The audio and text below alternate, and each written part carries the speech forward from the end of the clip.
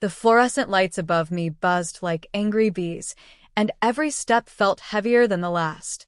The ER hallway smelled of disinfectant and exhaustion. My badge read Emily Carter, RN, though lately it felt more like machine, property of Grant Memorial Hospital. Before we begin, drop a comment and tell us where are you from and from which city you're watching our videos? And after watching the whole video, don't forget to tell us what would you do in this situation? Be honest, tell me in the comments below. We read every comment. Let's begin. I'd been on my second double shift, 40 hours with only scattered minutes of sleep.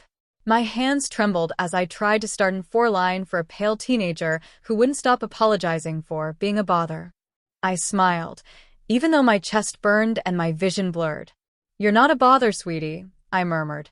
The next thing I knew, the floor rushed up to meet me. When I woke, the room was spinning. A nurse I didn't know was checking my pulse. "You fainted in Triage," she said gently. "We tried to reach your emergency contact." My throat tightened. "My dad." She hesitated, eyes flicking away. "Yeah." He said you're not his problem." Her words hit harder than the fall. The sound of the monitors faded behind the pounding in my ears. I forced a smile, swallowing the shame clawing at my throat. Then he told the truth. I whispered. "See, my father, Richard Carter, used to be a man of importance. Big house, bigger ego, and a pride problem large enough to choke a city. When my mom died 5 years ago, he replaced love with alcohol and blame. Said I was the reason she worked herself to death. Said I didn't belong in his house if I couldn't make something of myself. So I left. I scrubbed hospital floors before I ever got to treat patients. I earned every degree without his help. I stopped waiting for the day he'd be proud. But that night, lying under the harsh ER light, something cracked inside me. It wasn't just heartbreak, it was awakening. I realized I'd been fighting for a kind of love that didn't exist anymore. Maybe never did. 2 days later, I returned to work. My body screamed, but I needed the hours. Bills didn't care about bruised pride or broken hearts. Patients did. And honestly, saving others distracted me from the one person I couldn't save, him. Then later that week, my phone buzzed at 2 a.m. The name flashing on the screen froze me. "Dad." The text read, "Need your help. Emergency." I stared at it for a long moment, my pulse calm, almost too calm. I remembered the hospital call, the rejection, the way my voice cracked when I asked for him. So I replied with one simple mark, a period. I set my phone down and went back to charting vitals. For the first time in years, I didn't cry. I just let go. What I didn't know then was that silence, would echo louder than any words I could have said. And before long, my father would realize exactly what it felt like to be the one left unanswered. But life had a strange way of circling back, and the storm that was coming would drag both of us into a reckoning we couldn't escape. The morning after that message, I walked into Grant Memorial with my hair tied back, coffee in hand, and no trace of hesitation left in my step. My body was still weak, but my will? Unshakable. I'd built a life brick by brick without a single ounce of help from the man who called himself my father. Nurses nodded as I passed through the corridor. "You back at it already?"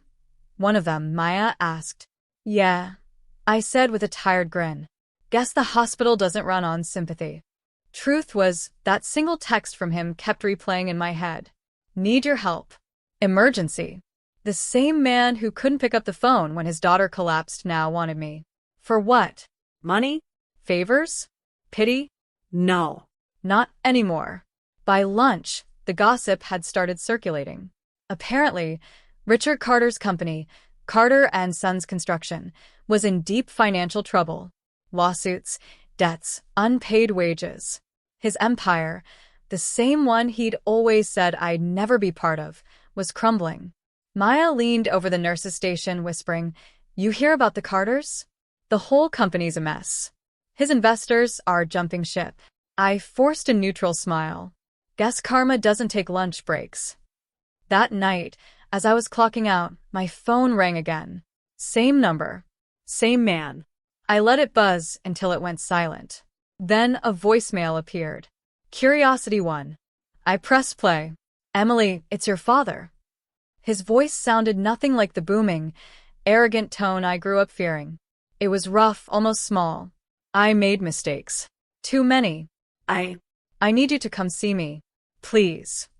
My chest tightened, but not out of sympathy, out of memory. I remembered being 16, crying outside his locked study door because I'd failed a math exam. I remembered him saying, "You'll never handle real life." Now, he couldn't handle it. And for the first time, I didn't feel weak. I felt in control. I didn't call back. I didn't need to. Instead, I focused on my patients. I helped an elderly woman walk for the first time in months. I stitched up a scared kid who said I reminded him of his mom. In their eyes, I saw the family I built for myself, not the one that abandoned me. But fate wasn't done testing me yet. 3 days later, a luxury car pulled into the hospital parking lot. The driver stepped out, holding a sleek briefcase. "Miss Emily Carter?" I nodded cautiously. "I'm Mr. Caldwell, your father's attorney. He asked me to deliver this." He handed me a thick folder and left before I could respond. Inside were legal documents, transfer of ownership, company shares, and a handwritten note on old letterhead. "Emily, I've lost everything. But the company, it's still yours if you want it. You were always the one meant to lead." I just couldn't see it. I'm sorry. I stared at the papers, disbelief flooding me. He wasn't asking for help, he was surrendering. That night, I sat in my tiny apartment with the city lights flickering outside. The same man who'd said I was worthless was now giving me the remnants of his empire. I could have thrown it all away out of spite. But deep down, I realized revenge didn't have to be loud. Sometimes the quietest victories were the most powerful.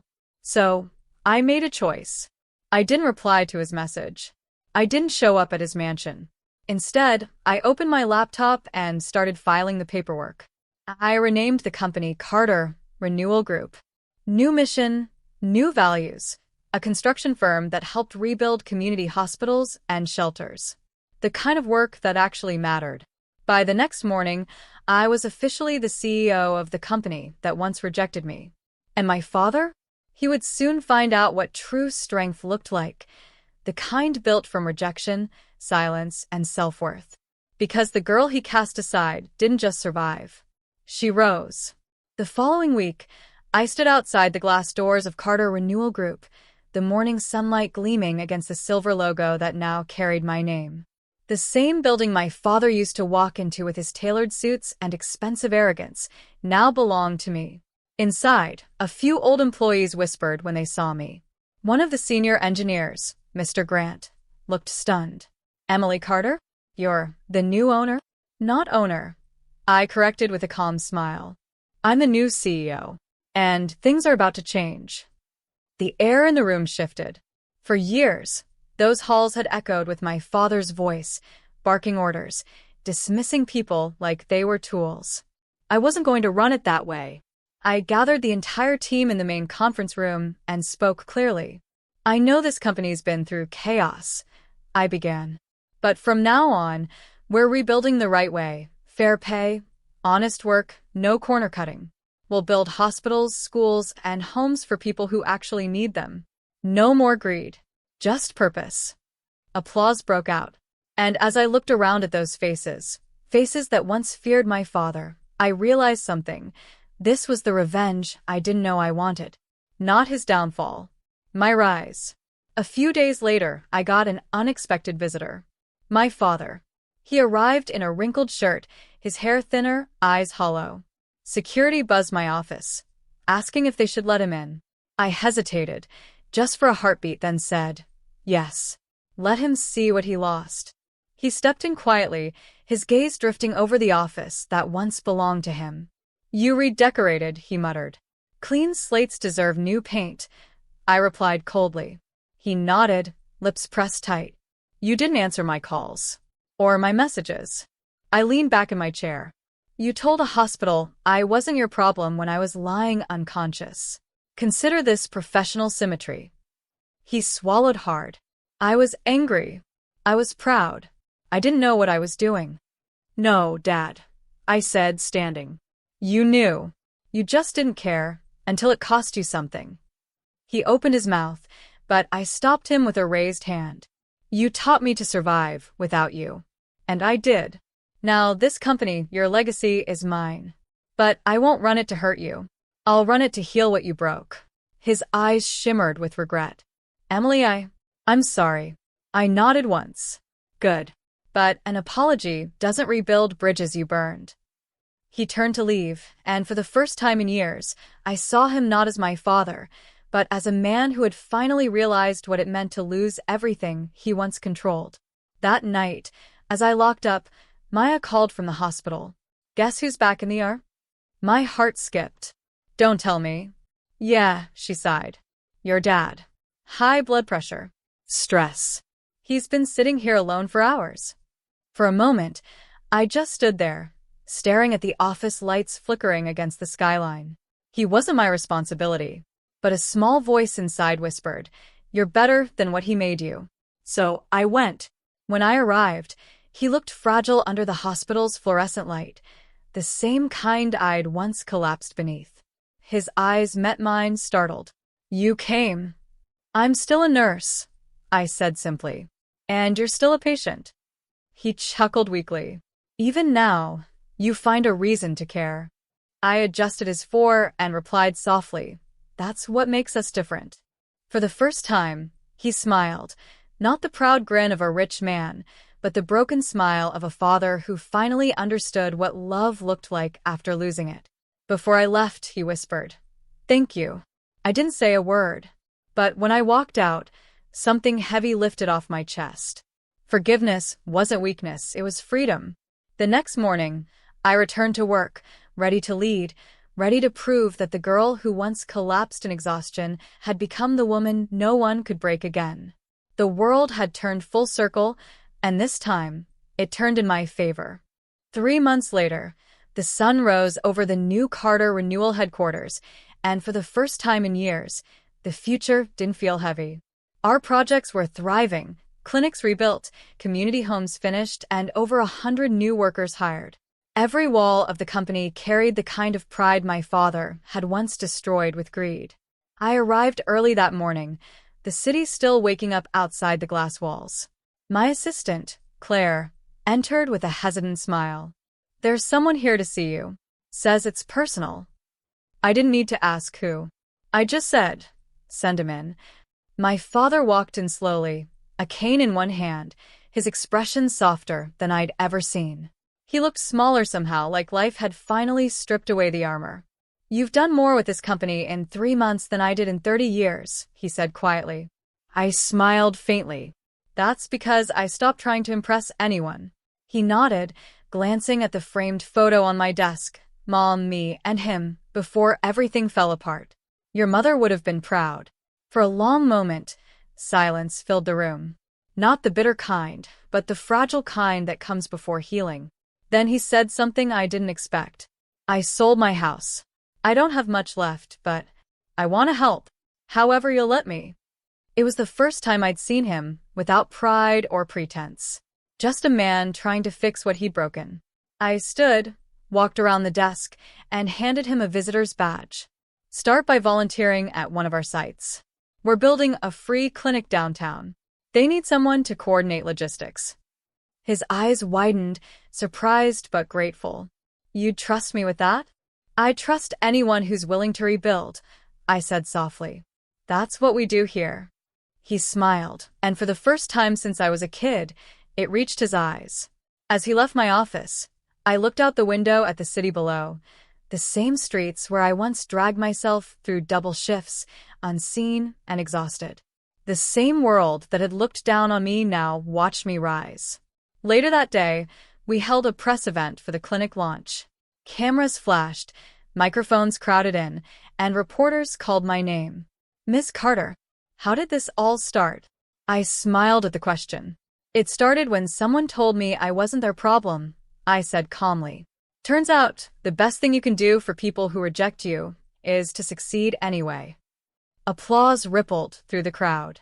I saw my father standing in the back, no longer the powerful man everyone used to fear, but a man humbled and proud of his daughter.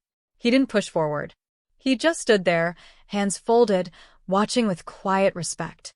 That night, after everyone left, I stayed behind in my office. I opened my phone and looked through the old messages, every unanswered call, every apology I'd ignored. Then, for closure, I typed a single message. You were right, Dad. I did learn how to handle real life. And for the first time, he replied immediately. I'm glad you did, sweetheart. I stared at the screen, smiling through tears I didn't expect. Revenge hadn't destroyed him, it had transformed me. Because the best revenge wasn't watching him fall. It was standing tall, on my own, with kindness he couldn't take credit for. And that night, as I locked up my office and stepped into the cool city air, I realized something simple but powerful. Sometimes the people who abandon you become the reason you become unstoppable.